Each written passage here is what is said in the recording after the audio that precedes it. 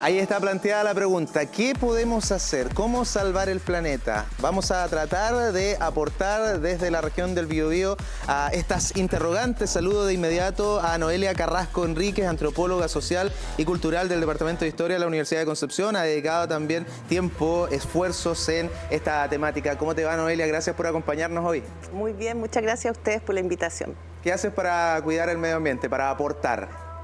Contribuyo a formar nuevas generaciones con pensamiento amplio, de perspectiva de sustentabilidad y de posición en los territorios para transformar esos estilos de vida que hoy día nos están llevando a este punto. Bueno, muchas gracias por esa contribución. También está Gerson Castillo, él es gestor e integrante de la organización Humedal Pichimapu. ¿Qué tal, Gerson? ¿Cómo te va? Bienvenido. Muy bien, muchas gracias por la invitación. ¿Cuál es tu aporte? Bueno, yo creo que todos aportamos un poco a contribuir a este nuevo cambio, ¿cierto? Mi aporte, en términos concretos, tiene que ver con cómo organizar a la comunidad en torno a visibilizar y proteger estos espacios naturales que son los humedales urbanos. Y en particular el Pichimapu, ¿cierto? Vamos a detallar cuál es su ubicación, ¿cierto? Cuál es su importancia y en general la de los humedales. Y también nos acompaña Sergio Benavides, ingeniero en conservación de recursos naturales, encargado de vinculación social y educación ambiental del Campus Naturaleza de la Universidad de Concepción. Gracias también, Sergio, por tu disposición. ¿Cómo te va? Muchas gracias, sí, todo muy bien. Gracias por la invitación también. Gracias de mi parte, gracias. ¿Y tu respuesta en torno a la contribución, el aporte, a qué haces para cuidar el medio ambiente? Claro, estamos poniendo siempre toda la energía en transmitir la importancia de nuestra biodiversidad, de nuestro ecosistema, de nuestra relación con la naturaleza a través de la educación en distintos proyectos, fundaciones, de Campus Naturaleza también, y de qué es importante esta interacción entre humano y naturaleza, que dependemos de la biodiversidad para nuestro bienestar. Bueno, empecemos a propósito por aquello, por el Campus Naturaleza y este aporte que va a brindar a la ciudad de Concepción, a la región del Biobío, al planeta, ¿cierto? Pensémoslo de esa óptica, con esta información lamentable que cada año escuchamos en torno a que nos agotamos los recursos naturales que la tierra puede regenerar durante un determinado periodo. Estamos en una emergencia, ya no hablamos de un cambio climático, hablamos de una crisis, ¿cierto? De un problema que estamos viviendo hoy, no lo van a vivir nuestros hijos, ni nuestros nietos, ni generaciones futuras. Coméntanos de la importancia y del aporte que va a brindar el Campus Naturaleza de la UDEC. Bueno, hoy en día Campus Naturaleza es un proyecto porque todavía no hemos realizado ninguna acción en concreto porque requiere mucha planificación, ¿cierto? Estudiar todos los componentes de la biodiversidad que están presentes en este campus, pero estamos caminando hacia generar un lugar donde no solamente conservemos los remanentes de bosque que hay, que tenemos cerca de 25 hectáreas atrás de bosque nativo, ¿cierto? Relicto, pero queremos que ese bosque sea mucho más grande, mucho más extenso. Hoy en día está rodeado de lo que son plantaciones forestales, pero la idea es que en el futuro esto sea 180 hectáreas de bosque nativo, de hábitat para la fauna que habita en este lugar. Ya tenemos registro por cámaras trampas de que habitan pudús, huiñas, monitos del monte, sabemos del cangrejito tigre, que son especies en estado de conservación, entre muchas otras, y queremos que esto sea un hábitat mucho mejor, idóneo para que ellos habiten también. Noelia, ¿por qué te interesó vincularte con esta temática y poder desarrollar también y aportar desde la academia a mejorar el medio ambiente? La verdad es que hoy día esta es casi que una condición, ¿no? de la realidad y de los tiempos que estamos viviendo. Entonces, más que una opción, fue un camino y que además donde se cruzan muchos otros, ¿no? Porque la conservación de la biodiversidad, la protección del medio ambiente tiene que ver con muchas dimensiones que son ecológicas, pero que también son humanas, ¿no? Entre otras la justicia social, ¿no es cierto?, la equidad de género y sobre todo lo que se ha dicho aquí también, la importancia de la relación de las comunidades, los actores diversos, de los territorios con esos ecosistemas, ¿no? Sabemos que muchas veces esas relaciones están asociadas también a disputas, a conflictos ambientales en los territorios y todo esto entonces ha ido como convocando la importancia de que desde la academia nos vayamos acercando a aprender, a entender qué está pasando desde las propias realidades y a desarrollar habilidades, ¿no es cierto?, también para vincularnos con los múltiples actores y para trabajar de manera colaborativa.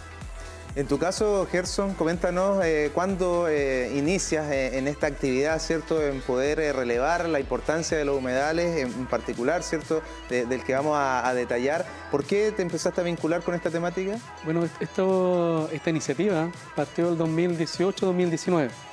En paralelo también con un trabajo que llevaba PEUMA, Educación con la Naturaleza, un trabajo que llevan con niños, que es bien valioso lo que llevan a propósito de lo que comenta Rodrigo sobre la educación. Y partió también como una iniciativa vecinal, porque ahora estamos aprendiendo, ¿cierto?, de mala manera que los pajonales o Las Vegas son humedales. Y se tenía esta concepción de que eran zonas húmedas, ¿cierto?, llenas de zancudo, que no tenían ningún valor. Ahora con este nuevo enfoque o nueva mirada climática, a propósito de la crisis climática, se le está dando una valoración un poco tardía, porque sabemos que el desarrollo inmobiliario en la ciudad de Concepción, bueno, y en todo Chile, ha arrasado sobre todo los humedales. Y esta iniciativa parte justamente porque se hizo un condominio y quedó este humedal, una vega, que se transformó en un humedal artificial. Estamos hablando del sector Nonguén. Claro, en el humedal Pichimapu. Esto en el sector Nonguén, justo detrás de la Universidad del Biobío. La gente probablemente un humedal chiquitito. Pichimapu significa tierra pequeña en Mapuzungún. Entonces esta iniciativa parte porque de un día a otro este humedal se forma y se llena de tagüita, de guairabo, cuervo de pantano, signo cuello negro, ahí está, ¿viste? El pato jergón, la garza. Y nos dimos cuenta que en el fondo albergaba una biodiversidad tremenda, incluso la rana chilena, y que nos dimos cuenta por revisión bibliográfica que todo el sector Collao, Nonguén, Puchacay eran vegas. Hace 100 años atrás todo eso se inundaba, bueno, hasta el día de hoy la Universidad del Biobío, cuando llueve se inunda a propósito. Y es por lo mismo, porque en el fondo esto viene siendo el último relicto de la zona urbana que quedó natural, sin intervenir. Y esta iniciativa parte un poco de esa reflexión, ¿cierto? De cómo también protegemos estos espacios. Yo le llamo la memoria central un poco, porque la gente dice, ¿pero cómo llegaron tantas aves? Y yo digo, las aves siempre han llegado acá. La memoria central las trajo aquí. Somos nosotros, claro, los que estamos de paso. Exacto, y somos nosotros los que llegamos a invadir ahí. Entonces, ¿cómo darle una vuelta a eso? Y en el fondo logramos que el año pasado, se cumple un año ahora en julio, de que logramos ser el primer humedal reconocido humedal urbano por la ley 21.202. Y ese ha sido un trabajo de mucho tiempo, ¿cierto? Sí, con harto esfuerzo, con dedicación. Te quiero preguntar por la conciencia del entorno. Este trabajo que han hecho también con los vecinos y vecinas. ¿Cómo ven ellos también la importancia de este humedal? Para nosotros, bueno, la sorpresa que nos llevamos es que de estos relatos, ¿cierto? La gente construye relatos en base a su experiencia. Y hicimos, bueno, yo soy trabajador social, hice un poco de investigación de manera paralela mientras soy gestor de esto, y era cómo se concibe un espacio que era un basural, un área donde se iba a botar basura, un área con aspectos quizá un poco negativos, ahora este espacio donde la gente va, se sienta en familia, ve la ave, y cómo cambia este relato de percibir un entorno negativo a algo que se valora ahora. Incluso desarrollamos un concurso de microcuentos donde quisimos revelar qué es lo que la gente ve en el humedal. Porque uno desde la mirada un poco científica, académica, uno ve los resultados, ¿cierto? Claro. Pero es interesante cómo a través de los relatos, los cuentos, y estoy hablando de niños y gente muy adulta que nos hizo cuentos no solamente del humedal Pichimapu, sino que del bosque Nonguén, daban también su testimonio de cómo ellos concebían este espacio. Y claro, nos dimos cuenta que los cuentos hablaban de que históricamente ellos iban ahí, iban con su familia a caminar, pero en esos tiempos no era concebido como un humedal.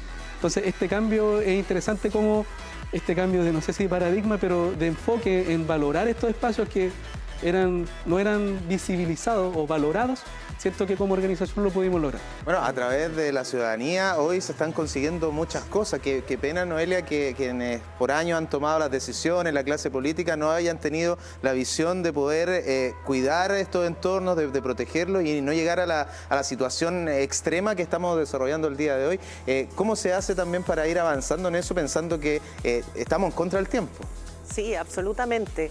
Estamos retrasados, estamos con urgencias, estamos con una agenda ahí de prioridades, ¿no es cierto?, muy intensa, porque efectivamente el nivel y la intensidad de las transformaciones que se requieren son muy profundas, ¿no?, y muy transversales también. Entonces, en esto estamos hoy día, mencionaba Gerson, esta idea como de un cambio de paradigma, y la verdad es que hoy día estamos como iniciando lo que pudiese ser, ¿no es cierto?, ese cambio de paradigma, porque pasa por transformaciones en distintos niveles, pero lo que hacen iniciativas como la de comunidades que resguardan, ¿no es cierto?, lugares como los humedales, son claves realmente en ese cambio de paradigma. Son señales de que ese cambio de paradigma puede hacerse y que ese giro, el giro entonces lo podemos comenzar a hacer. ¿En qué perspectiva? Justamente en la que proponen las comunidades, que es la de entender a estos espacios naturales de una manera distinta a como las hemos entendido hasta ahora, ¿sí? Hasta ahora nos hemos desenvuelto como sociedad asumiendo que la naturaleza es un ente intervenible, ¿no? Y cuyos recursos podemos usar de manera ilimitada. Hemos confiado ciegamente y totalmente en la ciencia y en la tecnología para la explotación y el uso intensivo, extractivo, ¿no es cierto?, de la naturaleza. Y las iniciativas de cuidado de lugares, ¿no es cierto?, de conservación, de restauración, que vemos hoy día en múltiples partes, ¿no es cierto?, desenvolviéndose y gestándose, son una muestra de que podemos avanzar en ese cambio de foco y podemos darle lugar a otras maneras de entender las relaciones con los ecosistemas, que ya no son solo para el uso productivo, para el uso, ¿no es cierto?, intensivo que hemos hecho hasta ahora, sino también para llevar una convivencia, ¿no es cierto?, más saludable entre seres humanos y naturaleza, para propiciar también una mayor integración de las personas con sus territorios y también para ir bajándole entonces la intensidad a la crisis que estamos viviendo. Somos responsables de todo lo que está ocurriendo. Después de esa reflexión que me parece muy buena, muy crítica, además, coméntanos tu experiencia. Tengo entendido que en la provincia de Arauco has podido desarrollar algunos planes. Los humedales evidentemente son una manifestación donde hay biodiversidad, pero tenemos muchos otros entornos, los océanos, la montaña, en fin, coméntanos el trabajo un poco que has realizado en terreno. Sí, bueno, nosotros estamos desde hace muchos años trabajando en distintos territorios, pero tratando de entender más o menos estas mismas dinámicas, ¿no? Cómo este sistema, este modelo de relación con la naturaleza utilitario, podemos decir, ¿verdad?, se ha impuesto, ¿verdad?, en todos nuestros territorios, pero aún más allá de esa imposición, en todos nuestros territorios urbanos y rurales perviven, ¿no es cierto?, y permanecen otras lógicas, otros pensamientos, otras maneras de construir esa relación con los recursos, con los ecosistemas. Entonces, la investigación nuestra se ha focalizado en esas otras formas y en poder visibilizar y mostrar cómo desde otros principios filosóficos, éticos, ¿no?, como queramos entenderlo, hay comunidades entendiendo y relacionándose con estos ecosistemas. Nuestros trabajos desde hace muchos años han girado en torno a los procesos asociados a la producción de alimentos, ¿no es cierto?, a la soberanía alimentaria en los territorios, al resguardo del agua, de los recursos hídricos, y hoy día estamos en unas iniciativas, ¿no es cierto?, que se conjugan en la zona de la provincia de Arauco en torno a el cuidado y la gobernanza de los bienes comunes y a la gobernanza de cuencas, ¿no? En ambos casos estamos viendo que en estos territorios, así como en las zonas urbanas tenemos a las personas defendiendo los humedales, en estos territorios tenemos a personas defendiendo también los bosques, los espacios de recolección, ¿no es cierto?, que son actores con quienes estamos trabajando, espacios de orilla del mar, donde se están viviendo día a día los impactos del cambio climático, en la transformación que ellos también están identificando en el cambio de los recursos a los que están accediendo. Entonces, esas dinámicas locales hoy día alimentan también, nutren esta transformación, este giro paradigmático, este cambio de foco que tenemos que hacer sí o sí. Y lo que estamos haciendo desde el punto de vista académico, científico, es abrir la mirada hacia esos otros mundos, ¿no?, para poder en conjunto tejer y abrir nuevas perspectivas. Bueno, queremos invitarte a ti que estás mirando también a que participes a través de nuestro Instagram, a través de nuestro WhatsApp, enviando tu mensaje y señalándonos cuál es tu contribución. ¿Qué haces tú para cuidar el medio ambiente? El planeta está viviendo este cambio de manera muy acelerada en los últimos años. Tenemos un video que habla de la retrospectiva con el registro de temperaturas durante los últimos años y qué es lo que provoca, ¿cierto? Como por ejemplo el deshielo de los glaciares, lo que pasa también con los huracanes, con los tornados. Hay muchos efectos que hoy en día estamos viendo a través de la televisión que están ocurriendo en distintos lugares del planeta. Les invito a ver el video, luego seguimos analizando y conversando, conociendo más también, entre otras cosas, del campo naturaleza. Atención. Científicos en diversas partes del mundo determinaron que las emisiones de gases de efecto invernadero que impulsan el cambio climático establecieron nuevos récords una vez más. En julio, enviamos un nuevo instrumento llamado EMIT a la Estación Espacial Internacional. EMIT puede identificar a superemisores de metano, un poderoso gas de efecto invernadero proveniente de tuberías de gas y petróleo vertederos y otras fuentes, y ya ha registrado superpenachos de gas en todo el mundo, incluso en Turkmenistán, Irán y Nuevo México. El metano, el dióxido de carbono y otros gases de efecto invernadero atrapan el calor en el sistema climático y causan el aumento de las temperaturas superficiales globales. El 2022 empató con el 2015 como el quinto año más caluroso de la Tierra desde 1880, y los últimos 9 años consecutivos han sido los 9 más cálidos registrados. Y todo ese calor se expresó este año de diferentes maneras alrededor del mundo. La mayor parte del calor adicional en el sistema climático se acumula en el océano, y 2022 estableció nuevos récords de calor oceánico en análisis independientes de la NOAA y la NASA. Este aumento del calor del océano puede avivar tormentas tropicales intensas, como vimos en septiembre con el huracán Ian. Ian se intensificó rápidamente y pasó de ser una tormenta tropical a una de categoría 4 en menos de 24 horas, convirtiéndose en una de las tormentas más costosas que haya azotado a Estados Unidos. A medida que el sistema climático se calienta, la atmósfera contiene más humedad, lo que ocasiona fuertes lluvias de mayor intensidad. De junio a septiembre, Pakistán sufrió algunas de las peores inundaciones en una década, debido a las prolongadas e intensas lluvias de los monzones, dejando tras de sí a una comunidad devastada.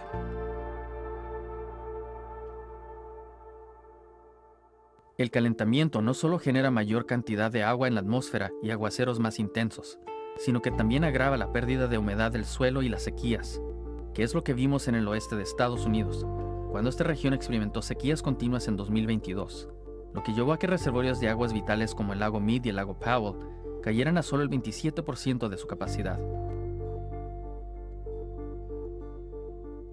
Que las condiciones sean más secas y cálidas implica que hay más combustible y más oportunidades para los incendios. En enero, durante una ola de calor y una larga sequía, la provincia de Corrientes en Argentina vio más de 1000 incendios, que devastaron importantes humedales en el Parque Nacional Iberá y en vitales tierras de cultivo circundantes. Algunos de los efectos que estamos provocando nosotros mismos. El sobregiro ecológico ha llegado cada vez de manera más pronta y es lo que queremos también dar a conocer el día de hoy para poder contribuir a la reflexión, a algunos aportes, qué se está haciendo desde la academia, qué están haciendo grupos de personas, en fin, todos los aportes son válidos. Quiero preguntarte, por favor, Sergio, ¿qué te pareció el video? Este es un video de la NASA que muestra algunos de los efectos, ¿cierto?, en distintos lugares del planeta. Informaciones que cada día estamos viendo de manera más seguida. Las precipitaciones acá en nuestra zona se están identificando en un corto periodo de tiempo y varias también de esas situaciones las hemos vivido en nuestro país. Quizás antiguamente era impensado que eso pasara en territorio nacional. Claro, sabemos que Chile es un territorio que tiene una gran cantidad y diversidad de ecosistemas, pero a la vez también tenemos una alta vulnerabilidad frente al cambio climático. Tenemos una larga costa, estos ecosistemas que son frágiles y altamente amenazados también por la actividad humana.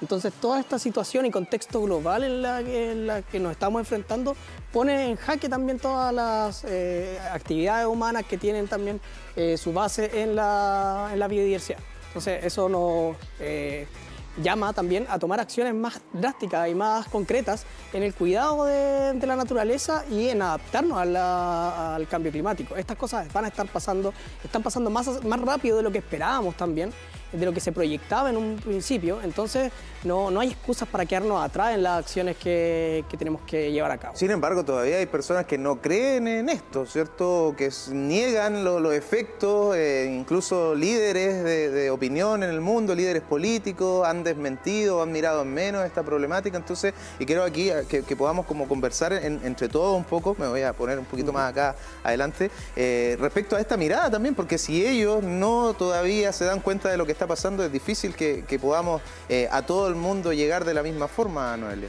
Sí, bueno, efectivamente, las razones son las que tenemos que preguntarnos, ¿no?, y entender qué es lo que pasa, ¿no?, para que impide de alguna manera acelerar un poco más las transformaciones. Aquí está en juego no solo una transformación local o una transformación de una política únicamente, aquí está en juego la transformación de, como aquí se ha dicho, de sistemas de vida, de modelos de vida. Este modelo que hoy día se está resquebrajado, ¿no es cierto?, y que nos tiene en estas circunstancias de crisis, es un modelo que también ha beneficiado a grupos poderosos muy importantes de la sociedad. Entonces, esta resistencia, esta lentitud, ¿sí?, desde muchos puntos de vista puede estar relacionado también con las dificultades, ¿no es cierto?, para dar los pasos, para hacer las concesiones y en definitiva para abandonar las zonas de confort que este sistema, que si bien ha favorecido a algunos, ha perjudicado a muchos otros, ¿no? Esto tiene que ver con una dinámica de economía y de política de altos niveles, ¿no es cierto?, y en eso tenemos claridad de que esto va a demorar décadas, esperamos, ¿no es cierto?, no más que eso, pero que los cambios vayan efectivamente dando cuenta. Por eso es tan importante la arena también local y la perspectiva también local. Como más allá de estar esperando desde los territorios a que los grandes poderes, ¿no es cierto?, tomen las decisiones y nos delineen nuestro presente y nuestro futuro, cómo vemos que los territorios también están gestionando esas salidas, ¿no?, y propiciando desde ellos mismos, ¿no es cierto?, caminos, aperturas y también perspectivas para avanzar en sentido de transición, como se dice hoy día. Conversábamos en otro espacio del canal sobre los rellenos sanitarios y la crisis de la basura, que es una bomba de tiempo. Ejemplo. Aquí tenemos 2 grandes centros de acopio de basura, pero pensamos en un desecho, ¿cierto? No pensamos desde la génesis en algo que sea reutilizable. Sí. Y tiene que ver con ese cambio de paradigma. Exacto. O con ese cambio de modelo, de que no es todo lineal, de que necesitamos una economía circular, necesitamos una visión en 360, de que vamos a generar un problema, pero quizás ya tenemos una solución.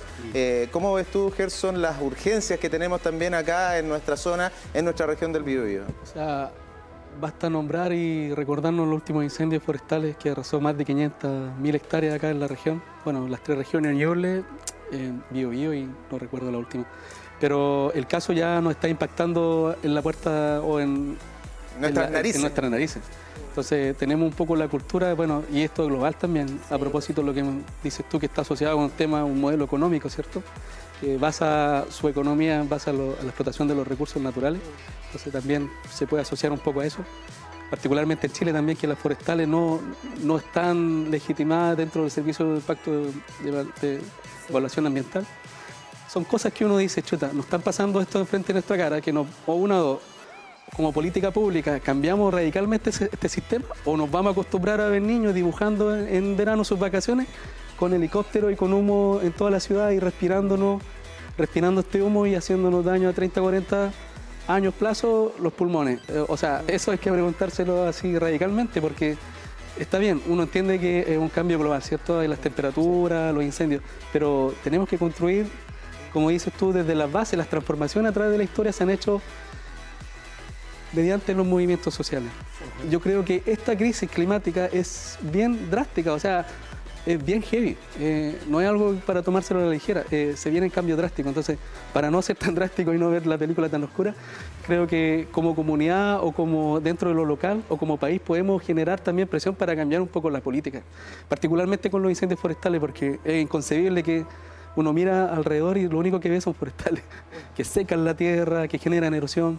Ya, y si uno dice, partamos por los cambios, pero dejemos la responsabilidad también a la grande empresa, a la política, no le demos la responsabilidad a la gente trata de sobrevivir, ¿sí? Y dentro de su cotidianidad aporta, pero también hay que mirar el foco, quiénes son los verdaderos responsables de este cambio climático. Ahora, en esa mirada no tan negativa, también ha habido avances. Por ejemplo, claro, en el mismo caso de los humedales urbanos, sí, ese reconocimiento ha sido un gran aporte. Pero en términos prácticos, ¿qué ha significado? ¿Qué tanto ha cambiado? ¿Con respecto a los humedales? Sí. O sea, ya el hecho de que haya una ley de humedales urbanos que los proteja, 21.202, es un avance significativo. A nosotros como organización sabemos que esta ley viene de un trabajo de 20, 30 años atrás de muchas organizaciones ya que venían con esta iniciativa de poder recuperar los humedales, que Chile particularmente tiene, como lo mencionaba aquí Sergio, una gran biodiversidad, tiene muchos humedales, particularmente la región del Biobío también. Significan avances, sí, es verdad. Pero también hay avances que, por ejemplo, a propósito, el contraste de esta ley, que se están revocando declaratorias de humedal urbano. ¿Por quiénes? Por los grupos económicos, que en el fondo compran un terreno y quieren rellenar. Entonces, se hacen necesarias políticas que fortalezcan esta mirada ecológica, ¿cierto? Que la naturaleza sea un centro realmente de protección, de visibilización, estos espacios naturales hay que protegerlos, pero también darle el fortalecimiento que se merece, porque una ley, si no queda con un resguardo, una protección eficiente, un poco tenemos el poder económico que sobrepasa estas leyes y se generan estas disputas, ¿cierto? Y generalmente generan estas desconfianzas en el mismo sistema político. ¿Cuáles crees tú, Sergio, que son las urgencias de nuestra zona? Hay temas que son transversales, como por ejemplo los plásticos, pero está el relleno de los humedales, está la contaminación también por termoeléctricas, que afortunadamente ha ido avanzando en nuestro país, nuestra legislación. Lamentablemente tenemos personas que siguen respirando aire contaminado aquí, muy cerca del Gran Concepción. ¿Cuáles son, crees tú, las urgencias? Yo creo que aquí también hay que mirar a una escala de paisaje, que es cómo vemos el territorio, ya no solamente aquí lo que nos rodea directamente lo que vemos, sino que también cómo interactúan estos distintos, las coberturas que vemos, el urbano, rural, ¿cierto? ¿Qué es lo que hay en el territorio? Y en ese sentido, en línea con lo que decía Gerson, también tenemos que ver que no podemos tener una continuidad completa de solamente una actividad económica, como lo que es el tema forestal. O sea, necesitamos madera, ¿cierto?, para muchas actividades, pero no podemos, a costa de esa necesidad, destruir otros ecosistemas, poner en riesgo a las personas también que viven en este territorio por los incendios forestales. Entonces tenemos que planificar el paisaje. O sea, ver dónde podemos tener cierta actividad productiva, dónde necesitamos restaurar, que haya espacio para que la biodiversidad también se mueva, los corredores biológicos que se habla también, y que las personas también puedan vivir seguras en estos territorios. Tienen derecho a vivir, a que su bienestar esté resguardado y tengan un buen pasar también en conexión con la naturaleza. Ha habido muchas críticas al monocultivo y a cómo nuestra región también ha aportado en aquello, en desmedro del bosque nativo, por ejemplo. Exacto. Tenemos, acá en Biobío somos privilegiados, tenemos todavía tenemos diversos ecosistemas, los humedales tenemos por muchos lugares, ¿cierto?, que están amenazados, eso no lo podemos negar. Tenemos los ríos, los bosques, y es un capital natural, es una riqueza de biodiversidad que tenemos que cuidar y tenemos que favorecer. Y hoy en día ya no podemos quedarnos solamente con cuidar lo que queda, hay que restaurar. Estamos en la década de la restauración, se están inyectando recursos para buscar recuperar estos lugares degradados, que muchas veces hay lugares, especialmente cuando recorremos, por ejemplo, desde Concepción a Cabrero, uno puede ver lugares donde ya no hay cobertura vegetal, ya no hay árboles, que hay cárcavas, que son estos procesos erosivos ya mucho más avanzados, y esos lugares hay que recuperarlos, pero tenemos que aprovechar de recuperarlos con bosque nativo, que alberga, que es hábitat también para especies de fauna, para una diversidad de especies de fauna, produce alimento para las personas también, y también son sitios que nos proveen bienestar espiritual, bienestar, una salud integral, nuestra salud mental. Hace poco salió un estudio, fue muy masivo en redes sociales también, sobre la relación entre salir a escuchar aves y también con la salud mental, con mejorarla. Con muy poco rato estar escuchando aves en un bosque, pueden bajar el ritmo cardíaco, sentirte más tranquilo, desconectarte de las preocupaciones, del estrés, y eso es un elemento, es un factor súper importante también en la vida cotidiana, no solamente estas grandes necesidades primarias de tener seguridad, sino que también de poder estar tranquilo en el lugar donde habitamos. Bueno, muy interesante lo que estamos desarrollando. Quiero proponerle una breve pausa y a ustedes que están acompañándonos también, que envíen sus pymes. En el multiverso de las pymes estamos potenciando, también destacando algunos emprendimientos de nuestra zona. A la vuelta de esta pausa vamos a estar con aquello y también vamos a mostrarles, no sé si esto lo han visto, Gerson, Noelia, Sergio, el Atlas para el Fin del Mundo. Es como un nombre bien apocalíptico, pero son mapas del mundo en distintas temáticas, de reforestación, de calentamiento global, y como spoiler les comento que Chile aparece amenazado en prácticamente todos. Atlas para el Fin del Mundo lo vamos a compartir con todos a la vuelta de la pausa. Ya seguimos en Multiversos a través de las multiplataformas de TVU.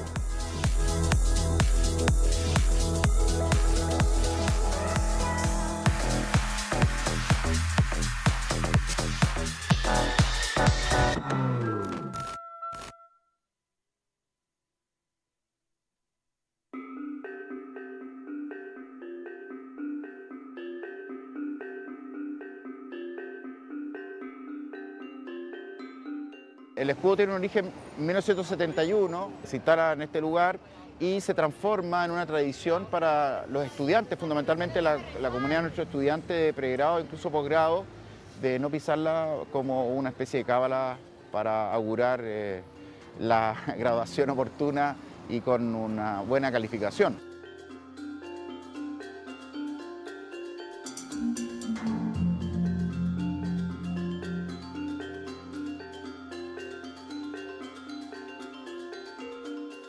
Se retiró todo lo que es blanco, se cambió completamente los bordes, las estrellas, las hojas y la antorcha completa. Le cambiamos un poquito a la forma anterior, le dimos una forma más cilíndrica. Uno se da cuenta que es importante para miles de jóvenes, lo que significa, lo que representa. Muchas veces cuando hemos hecho limpieza general me piden que si se pueden sacar fotos porque se están titulando, porque no lo pisan hasta que se titulan.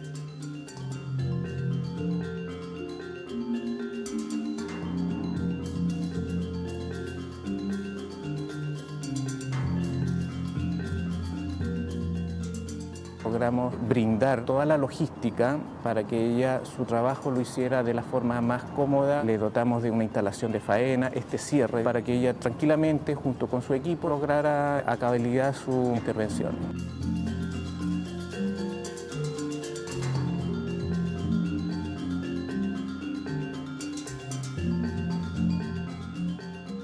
Representa un desafío de cuidado, de limpieza, ¿cierto? De representar también y de fortalecer la identidad de quienes formamos parte de la comunidad. Por lo tanto, estamos muy contentos de la reapertura, invitamos a toda la comunidad a valorar este escudo, a cuidarlo, como toda nuestra universidad, que es un patrimonio no solo de quienes formamos parte de la comunidad, sino que también de la región y del país entero.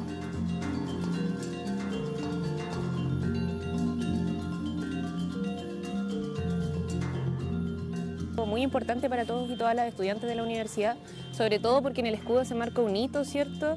Al momento de la titulación existe toda una creencia en torno al escudo, entonces en la misma línea de que es un hecho que tiene que ver con la identidad de los y las estudiantes de la universidad, también es necesario, dentro de este sentido de pertenencia que existe, ir cuidando estos espacios, entendiendo la importancia que tienen para cada uno de nosotros.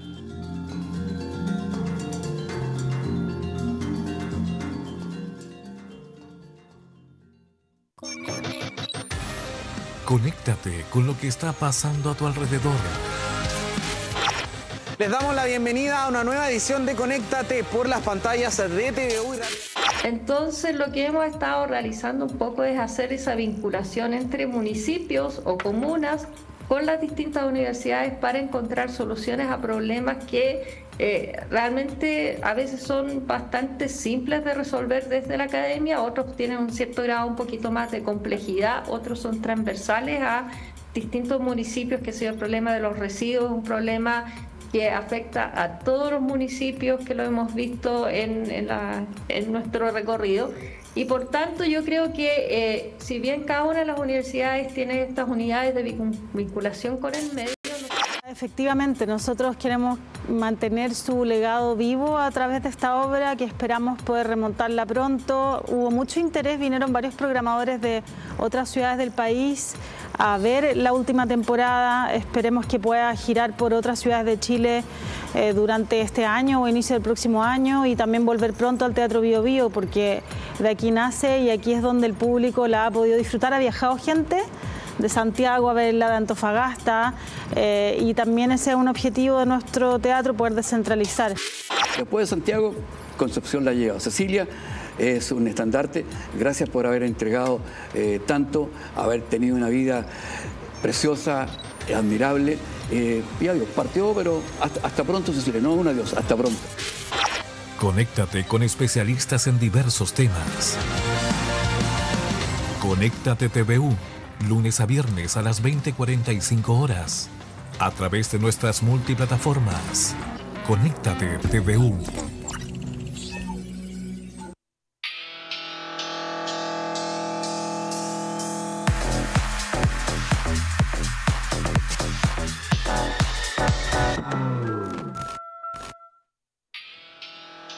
Ya estamos de regreso en Multiversos a través de las pantallas de TVU, a través de las multiplataformas, hablando el día de hoy de la Tierra, del medio ambiente, del planeta, del sobregiro ecológico, de los recursos naturales que nos hemos gastado, de las afectaciones también acá en nuestra región del Biobío. Y les habíamos anunciado antes de la pausa el Atlas para el Fin del Mundo. Tenemos distintos tipos de mapas que dan cuenta de diversas situaciones y queremos invitar también acá a nuestro panel a que pueda escoger un mapa. Sergio, te invito a que puedas escoger alguno para que lo mostremos, lo podamos comentar. Si tienen algún aporte puntos también lo pueden hacer. Biológicos. Puntos críticos biológicos. Ya, sí. Algo bien específico. A ver. Vamos, ¿qué hay? ¿Qué dice este mapa? A ver, ahí está nuestra zona. Subamos un poquito. Los puntos críticos de biodiversidad se definen como áreas que tienen al menos 1.500 especies de plantas endémicas y que han perdido al menos el 70% de la extensión de su hábitat original. Eso en términos generales, ¿cierto? Y ahí vemos nuestro país. Está entonces... Sí. Tenemos un alto endemismo y también muy amenazado. Mucha amenaza, sí, mucha amenaza.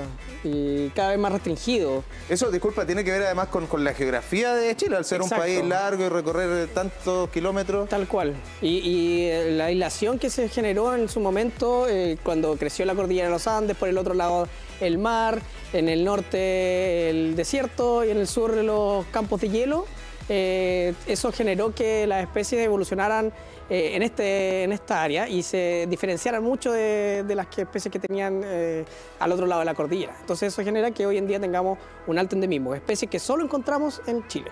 ¿Y también se están extinguiendo? También están en riesgo de extinción. ¿Sí? Tenemos muchas especies en estado de conservación, en estado crítico de conservación, vulnerables. Increíble, pero yo creo que para la mayoría de la gente es desconocido que tenemos especies aquí en el Cerro Caracol, en el Parque Nonguén, por ejemplo, en las distintas caletas que hay en nuestra zona y muchas de ellas también son propias, ¿cierto? Sí, son de acá y no están en ningún otro lugar. Exacto, sí. Bueno, preocupante. Por favor, Noelia, te invito a que puedas acompañarme un poquito y que puedas escoger algún mapa. Mira, me interesa este del agua. El del agua, perfecto. No, apriete el otro. Ahí está. Vamos entonces, ahí a ver, apliquemos el traductor en línea nomás para que podamos ver, ¿cierto?, este mapa. Nuestro equipo estuvo trabajando toda la noche en la realización de este. ¿Por qué escogiste el del agua, Noelia? Porque uno de los impactos de todos los procesos hoy día, los impactos de los sistemas productivos de gran escala, ¿no es cierto?, y los procesos de evapotranspiración están teniendo una incidencia directa en lo que llamamos la sequía, ¿no? Tradicionalmente se entiende la sequía como las precipitaciones o la ausencia de precipitaciones más bien, pero sabemos que también está directamente relacionada con el impacto de los sistemas productivos de gran escala, particularmente con las características de estos sistemas y los ciclos de evapotranspiración que producen, ¿no? Entonces, la situación del agua en nuestro país aparece directamente relacionada con eso, ¿no? Con las características de las dinámicas productivas de los territorios, su intensidad, su extensión, la escala, ¿no es cierto?, productiva, y que hoy día vemos que tiene a gran parte de nuestro territorio en situación de crisis hídrica.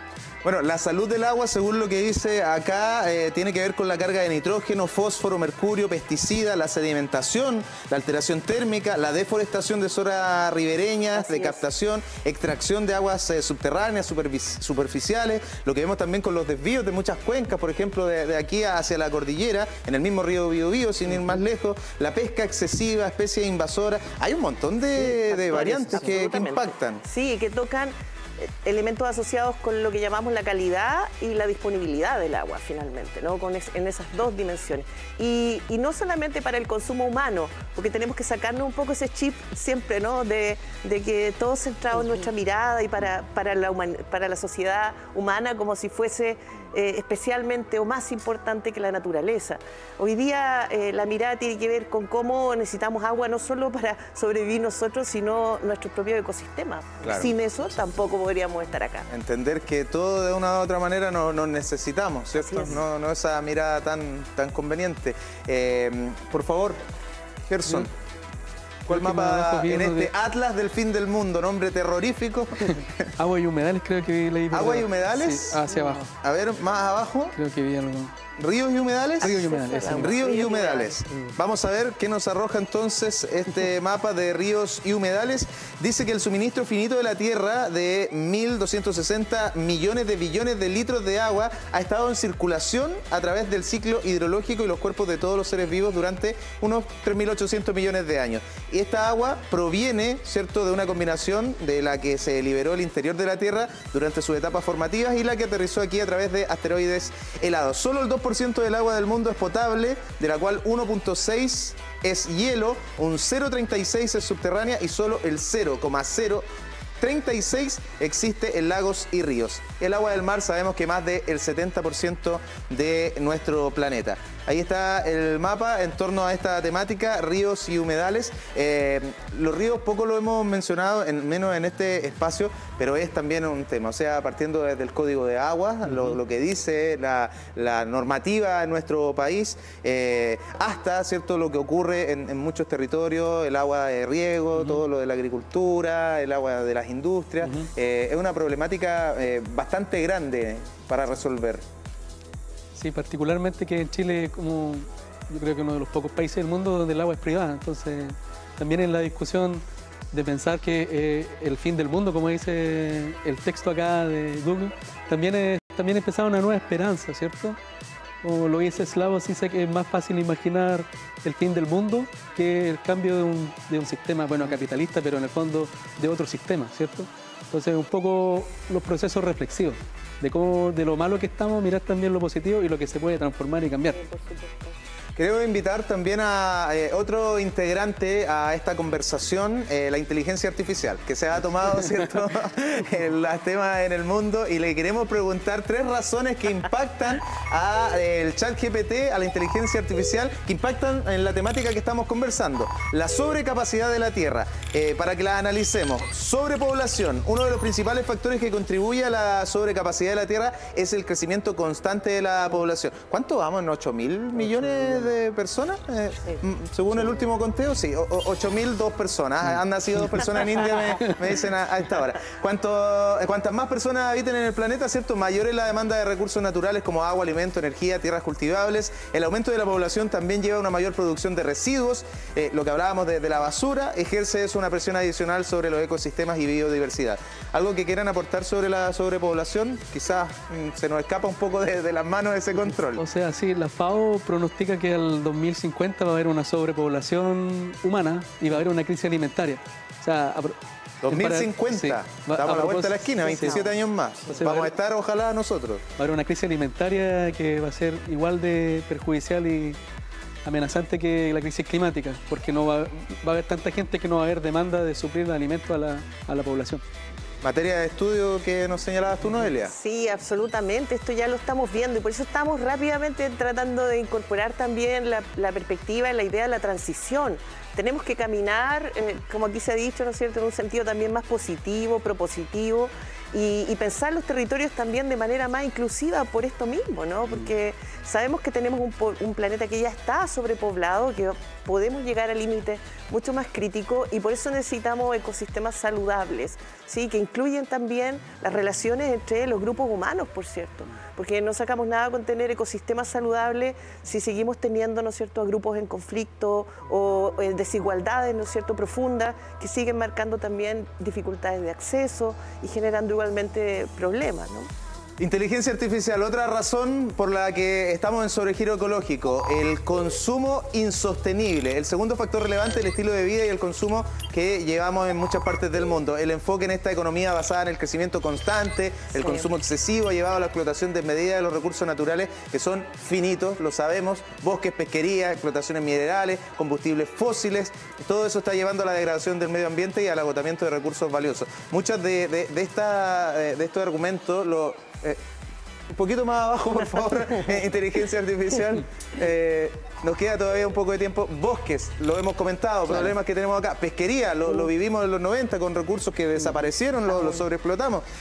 Minerales, nuestra principal fuente también, dirían algunos, nuestra billetera al mundo. Combustibles fósiles, hemos ido avanzando en la carbono neutralidad, por ejemplo, pero muchos de esto y quizás de otras razones las vivimos en Chile. Sergio. Sí, totalmente, o sea, y tiene mucha relación también con el punto anterior, o sea, aumenta la cantidad de gente y si seguimos con el ritmo de consumo también, de sobreconsumo, multiplicamos estos factores de riesgo que nos tienen contra la pared hoy en día. Entonces, también las soluciones que estamos planteando, tenemos que, existe el concepto de soluciones basadas en la naturaleza, o sea, tenemos que mirar un poco más hacia atrás, no tanto el desarrollo tecnológico, porque quizá pensemos, por ejemplo, el tema de movilización con combustibles fósiles. Ya, cambiar el auto por un auto eléctrico. Ya, no emitimos combustibles fósiles, pero seguimos consumiendo materias primas para generar ese auto. Entonces, ¿por qué no mejor bajarnos del auto y caminar, hacer las distancias en la ciudad más caminables, pedaleables? No cambiar el auto de petróleo al auto eléctrico, sino que bajar un poco el cambio y volver a pie. Un poco funcionar como un bosque nativo, que uno no ve contaminación en el bosque nativo. Claro. Todo lo que cae ahí se regenera, va a la tierra. Aprender de los ciclos de la naturaleza para poder hacer nuestra vida cotidiana. Bueno, inteligencia artificial, la última razón que nos pueda entregar sobre este sobregiro ecológico tiene que ver con cambio climático y degradación ambiental. Emisión de gases de efecto invernadero, lo veíamos en el video de la NASA, debido a la quema de combustibles fósiles, deforestación, otras actividades humanas, todo eso ha provocado un aumento significativo de la temperatura global, se ha ido elevando en los últimos años, va a seguir aumentando a pesar del protocolo de Kioto, del Acuerdo de París y de muchos pactos que por ahí se dan, no sé si decir para la foto, pero que finalmente después de ir a fiscalizar a China, a Estados Unidos, a las grandes potencias, se le hace un poco difícil al resto de los países. El cambio climático está afectando los patrones de lluvia y bueno, generando todo lo que hemos visto. Están bastante ligadas las tres, Noelia. Sí, absolutamente, y hay otras que están ocultas ahí, ¿no? Como la contaminación, ¿verdad? O como el tema de los desequilibrios en general, ¿no? Ecológicos, sociales, están entre medio de esas tres. Y claro, el eje central parece ser este sistema de vida, ¿no? Este estilo de vida, este sobreconsumo del que hablaba Sergio también. Una dinámica de vida, ¿no es cierto?, donde consumimos irreflexivamente, no nos detenemos a pensar, ¿no? ¿Qué va a pasar con esa basura que estamos emitiendo?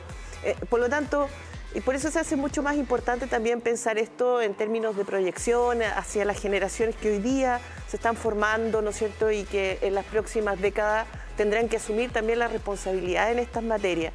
Y es importante que allí se instale esta idea de cambio, ¿no? Que las nuevas generaciones incorporen una visión mucho más abierta, que puede resultarle a lo mejor más insegura, más incierta.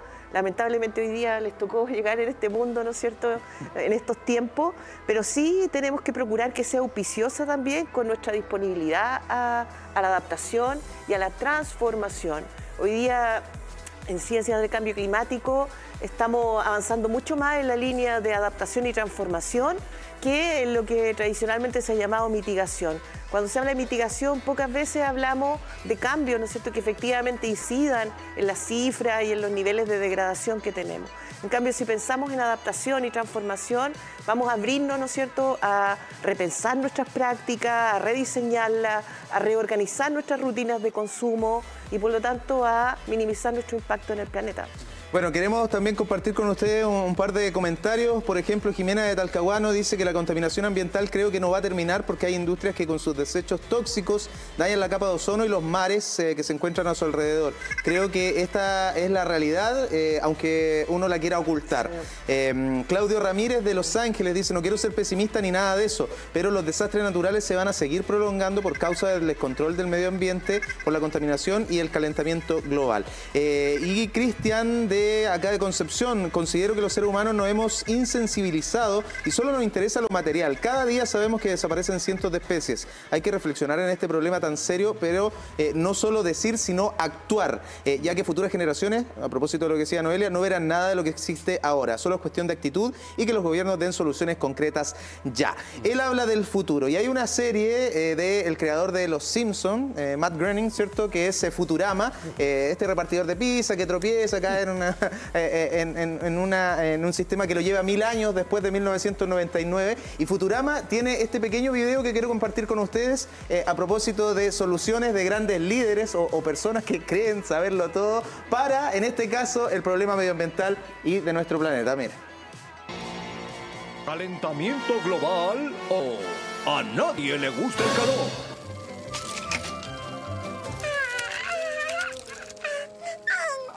El calentamiento global. ¿Calienta globo? Sí. Les presento al señor Rayo de Sol. Él viene desde el sol a visitar la Tierra. Hola, Tierra. Solo vine a iluminar tu día. La la la la la la la la. Y ahora me voy. No tan rápido, Rayo de Sol. Somos los gases de invernadero. No irás a ningún lado.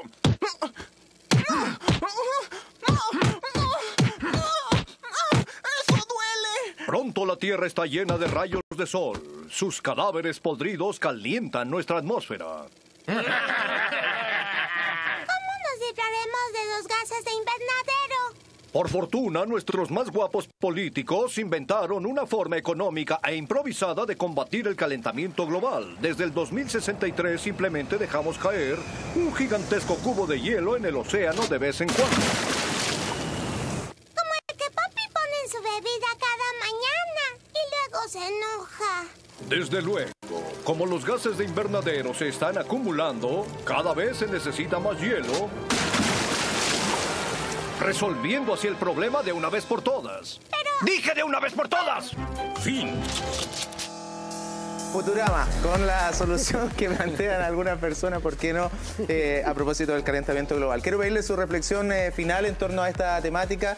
Noelia, un mensaje también para la gente que nos ve, que a lo mejor piensa que ¿qué puedo cambiar yo? Si es un problema del mundo, ¿cierto? Un problema de tantas personas y de tanta extensión de territorios y océanos. Sí. Pero es una pregunta que cada persona se hace, ¿no es cierto?, puede hacerse y legítimamente, y necesitamos en general que todos lo hagamos. Y que yo dejaría como reflexión también esa apertura que esa pregunta da.